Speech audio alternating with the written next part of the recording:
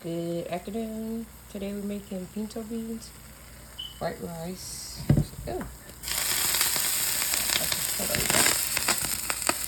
white rice. I'm about to put the rice in the water, about to boil to the cold rice, white rice. And then put the pinto beans in there. Then the rest of the rice right there. The rest of the rice. Get that water filled up. There.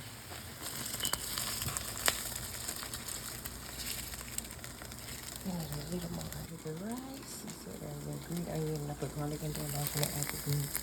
Juice it off. 2 pans. This is simple, so I have to cook something. I put green pepper and red onions in here. I'm gonna season it with some frito. I put garlic, and I'm gonna season it again, you know, just to add some more seasoning. Season it. There's a lot of water in here. I'm gonna take some water out. Let's start frying the pork chops. Unbreaded. I seasoned them already. I just let them sit in the refrigerator. Frying. Rice is done. I know what I'm about to do. I'm about to put a bag on it. They put the top on it.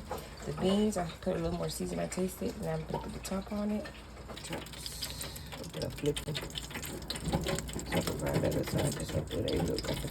I just like flipping it, making sure.